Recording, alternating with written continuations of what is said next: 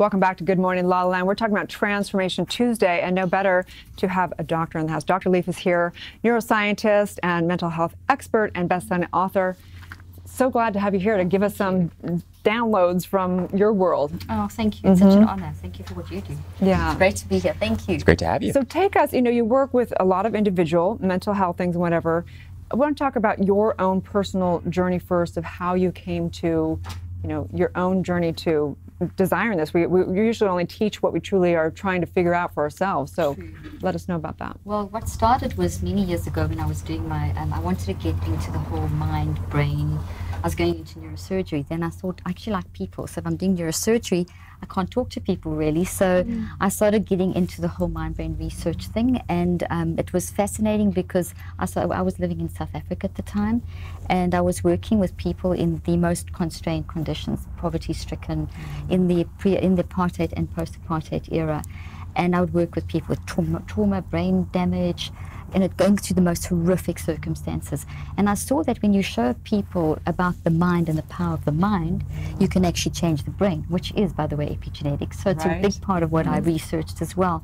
And to see the transformation in people's lives, that they couldn't control their circumstances and events, but they could learn to control their reactions in terms of how do I manage myself in this traumatic socioeconomic situation. And then I also worked with people with very traumatic brain injuries. And I love that you've spoken in a lot of spiritual centers and knowing that, we're coming together, and science and spirituality. And so talk to us about what your thought is. Like, what is it around spirituality? How do you have faith and then also still be a doctor? Yeah. It's a question I get asked a lot, and it's a great question because I don't see the difference between them. I don't either, no. Seriously. So basically my research dealt with understanding the spiritual nature of man, which is 99% of who we are. So when you talk about spiritual, you're talking about non-physical in science. So the two go hand in hand. They're not two opposite sides of the pole. Science comes from the word skir, which means knowledge.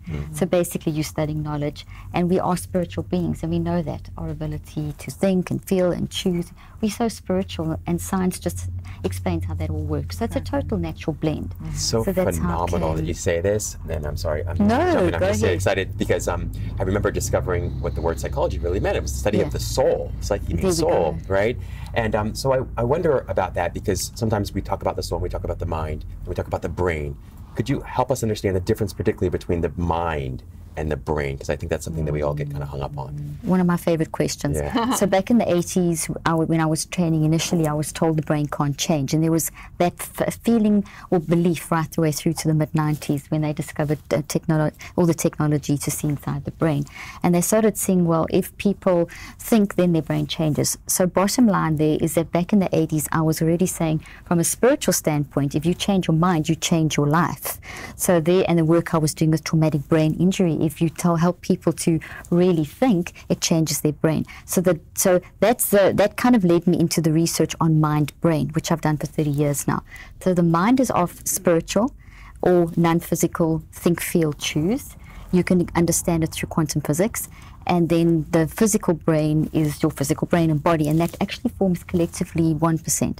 So the 75 to 100 trillion cells of the brain and body form the 1% physical. So the brain is the physical, the mind is the non-physical. They work together. It's called interactive dualism. They're two separate things, but they work together. The mind's useless without the brain because it expresses itself through the brain. You build thoughts into your brain. You change your brain with your mind. So it's mind over matter. And the brain is useless without the mind. There's a philosophy of science that has been going on for about 350 years, and it's peaked in the last 50 years, which says that you are your brain. But you're not your brain, because when you're dead, your brain can't do anything. And we know from all the scientific research that if you tell someone to think, their brain responds. If you tell someone to look at a scary picture, their brain responds.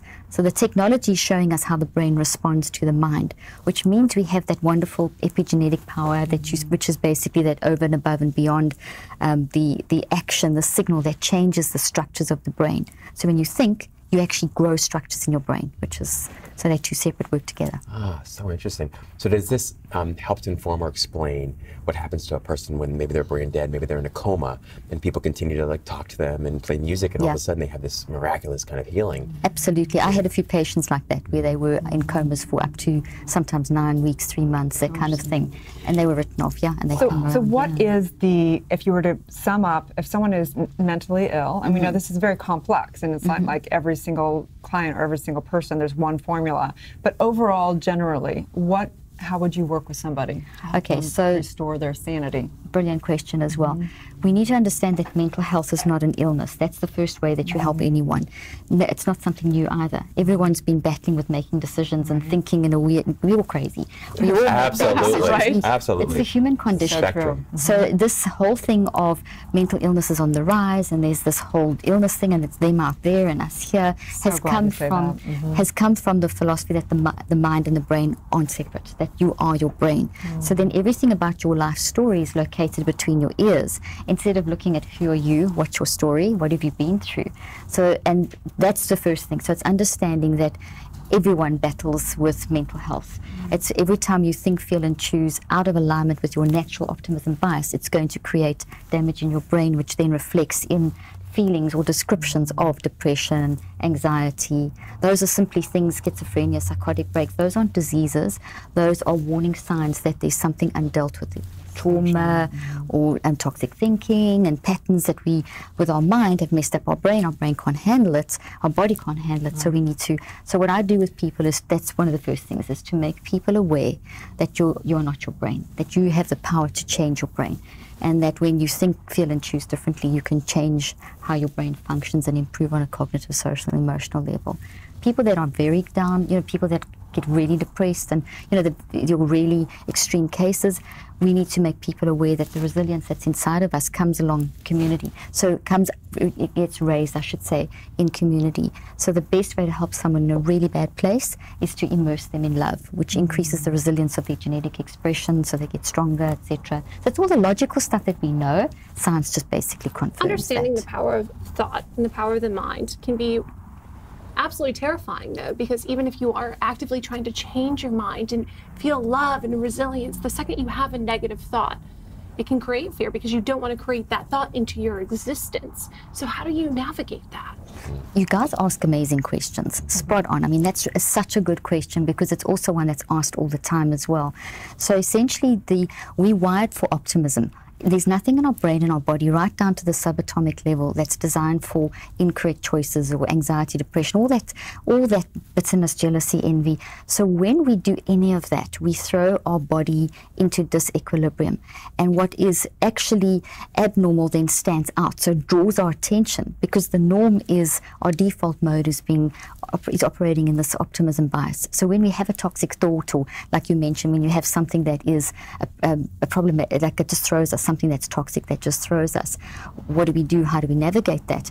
To have the awareness, first of all, that that's not who you are, that's who you've become. That's a very, very small part of your genome. Talking about epigenetics today, when we have a toxic issue in our life, we can't damage more than a percentage of 3% of our genome. So that means 97% plus is operating in the optimism zone, which means the power is in soundness and the ability to actually get through that process. So with my patients, and we meet, like now I do conferences and things, so I don't work individually anymore, but the first thing the first message was for a person to understand that you can stand back and observe your own thinking, and you have the ability to step away from that. That's not who you are. That's just a tiny percentage of your life. You can live there and your whole life can become a mess, or you can realize you can actually stand back and then just do things that actually help people to experience that. And once a person gets that understanding and starts experiencing that, you can then rewire your brain, literally through a process. It does take time. It takes 63 days minimum to rewire a toxic thought. I'll be honest, So if I stand back and I observe my thoughts and or look at that girl, I do not feel love or forgiveness. I feel anger. I feel frustration, because it's like, you know better. Choose that positive. Why are you giving that power over? That makes me mad. I'm sure I'm not alone in that. No, you're not. And the thing is, what's happened there is that it's almost as though you've stepped into this, almost condemned yourself. You've stuck yourself in a box, and you've gone into that less than 1% of 3% area, and you're living your life through that view. And when you're being so hard on yourself, people are so hard on themselves.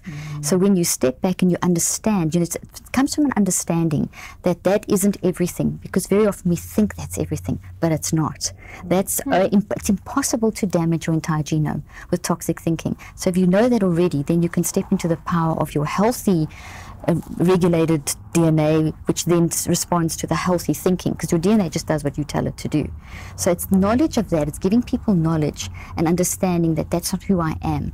And then that enables one to stand back and I know what you're saying, because we can look at ourselves and think, oh my gosh, is this, and you get mad at yourself. You know better than this. Exactly. So now that keeps you stuck. That actually adds more toxicity. So think of a toxic tree, you're giving it energy. Yeah. So remove the energy, because when you change your mind, when you remove the energy, you actually kill that, it dies. So you remove your energy over through choice. Choice is the power. You move your energy over into the positive spiritual strength of your love, sound, powerful mind, and that's when you can say, okay, well, I'm not going to do that. I'm not going to give that energy. And think of a plant that you don't give food to and you don't water, it dies. That's what you do. Don't give it energy. Take your energy away. What I'm hearing you saying basically is, if you put the power outside of the self, that's where we kind of go a little bit crazy. If we begin to just, go within and have that all source come from within, then that is the truth, and it heals in that. Yes. And it's really one and the same, right? It is. You're getting into your spiritual nature. But I think logically, like, you can tell somebody that, but it's like there's really the lesson is to just go within. It. So how do you take people through that process? First thing is to become aware. So like you can take your example if you can. Is it okay? Yeah. So you become aware that you condemn, you traumatize yourself literally by thinking, why did I do that? So the awareness already is something to celebrate. So just by celebrating the awareness, so you're not celebrating the condemnation or the guilt or whatever, the shame or the perfectionism or something. You are celebrating the fact that you're aware of it. Science shows us that whatever you're aware of, that physical thought in your brain that you built from having that, going through that process and building, you can't do something without having built it. So you have a physical structure made of proteins in your brain that is holding that toxicity. So by being aware of it, you've moved it from the non-conscious mind, where it's powerful and condemning and full of energy. You've moved it to the conscious mind, where it's weakened. The minute you're aware of something, we see from science, you've now weakened it. Anything that's weak can be changed. So you reconceptualize. So reconceptualize is not wiping, suppressing, ignoring, pretending. It is saying, okay, this is the reality, that that's not who I am, and it's redesigning. What do I want to be? So you start removing the energy from that, and you start saying, okay, I want to be like this. Every time I say to myself, why did you do this? I'm going to say, well, that's not I'm doing Thomas Edison style. That's not a failure. That was some new information. So as you feel the trauma of, oh my gosh, why did I do it? You transform that and say, okay, that was dumb, whatever. But I've learned what not to do. Thomas Edison said 1,000 attempts were not failures. There were 1,000 things of what he now knows he shouldn't do. When you shift that perception, your body works for you and not against you. Your sympathetic, parasympathetic, all the parts of your body start working for you and not against you. Otherwise, your body starts breaking down and you go into toxic stress. So it's awareness. So we need to give awareness and then practice. So it's gather awareness, and then you start a process of reconceptualization, and then there's a few little, it's a 5-step process. I've actually got that in the book. 5-step process that you use to, and that's what I do at the beginning of every day, by the way. When you ask us what do I do, that's part of my mental self-care routine. So wonderful. I mean, all your work is so profound, and I'm sure there's just so much wisdom. You've studied and know so much about all of it. Where can people work with you? How do they go to your conferences? How do they get involved and learn more? Thank you. Our website, Dr. Caroline Leaf, drleaf.com is a great place. My Instagram page has got everything on there. I have podcasts, TV shows, whatever. And we have loads of information on there. Great. Thank you so much for all your work. Absolutely. Thank you. Yeah. Stay tuned, you guys. We'll be right back.